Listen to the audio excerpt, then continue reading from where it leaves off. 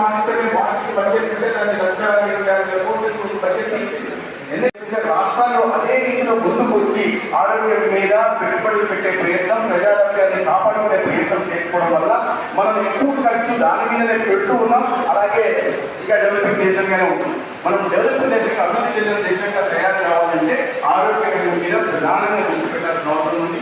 మన జీడిపిలో ఎంత ఎక్కువ శాతం అయితే అంత ఎక్కువ శాతం కేవలం ఆరోగ్య రంగం మీద పెట్టాలి, నెక్స్ట్ విద్యారంగం మీద పెట్టాల్సిన అవసరం ఉంది. పెట్టి మౌలిక సదుపాయాల కల్పన పెట్టే ప్రయత్నం తద్వారా మౌలిక సదుపాయాల కల్పన జరిగితే డయాగ్నోస్టిక్ ఎక్విప్మెంట్ జరిగితే కావాల్సిన ఖర్చులు కాకుండా కూడా రిక్రూట్మెంట్ జరిగితే పేదలకు మెరుగైన వైద్య పరిస్థితులు ప్రజలు ఎదుర్కొంటున్న ప్రధాన సమస్య ఆరోగ్య సమస్య. వాళ్ళు ఎక్కడికి వెళ్ళినారు ఆరోగ్య ప్రధాన ఏ దేశమైనా సరే ఎకనామిక్గా మనం always been a developing nation. Still we are a developing nation. Despite our efforts of the past 7 decades, we are a ప్రేమాభిమానంతో చేసే ఈ సత్కారాన్ని స్వీకరించవలసిందిగా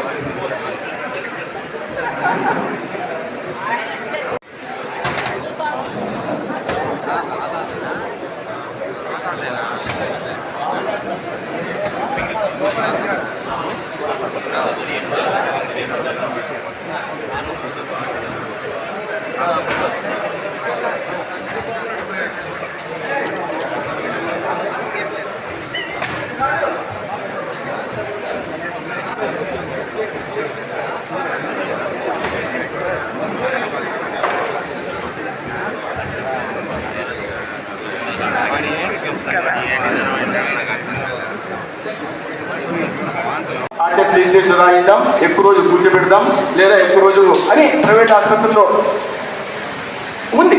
నేను అందరికీ చెప్పట్లే. Section of medical practitioners are doing this. మనకందరికీ తెలుసు. మొన్న నేను మదనపల్లిలో కూడా ఇట్లే అయిందానికి కాందానికి రాస్తున్నారని నాకు ఎవరో ఫోన్ చేసి నేను మా స్టాఫ్తో ఒక హాస్పిటల్కి మాట్లాడించాను. వాళ్ళు వెంటనే హెల్త్ మినిస్టర్ దృష్టికి వెళ్ళింది అనేసరికి కాస్త జాగ్రత్త పడి పిలిచి వాళ్ళని ఎందుకయ్యా మీరు హెల్త్ మినిస్టర్ దృష్టికి తీసుకెళ్లారు అంటే మదనపల్లి నాకు కనెక్షన్ ఉన్నాయి కాబట్టి నాకు ప్రతి ఒక్కరికి హెల్త్ మినిస్టర్ కనెక్షన్ ఉండదు కదా, తీసుకురాలేదు కదా. కాబట్టి అటువంటి దాన్ని మనకు స్వీయ నియంత్రణ ఉండాలి.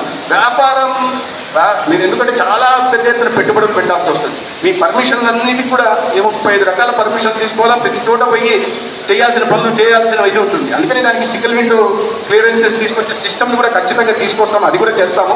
ఈ సందర్భంలో వ్యాపారం చూడంతోనే కాకుండా ప్రతి దానికి కొద్దిగా మానవతావాదాన్ని అతి సేవాభావంతో వైద్య సేవలను అందిస్తే ప్రజల్లో విశ్వాసం మనం కలిగించగలుగుతాం. అందుకని నేను ప్రైవేట్ రంగంలో పనిచేస్తున్న డాక్టర్లకు కానీ హాస్పిటళ్ళకు కానీ నేను కోరుతున్నది ఏంటంటే ప్రజల్లో విశ్వాసం సన్నగిల్లకుండా చేద్దాం.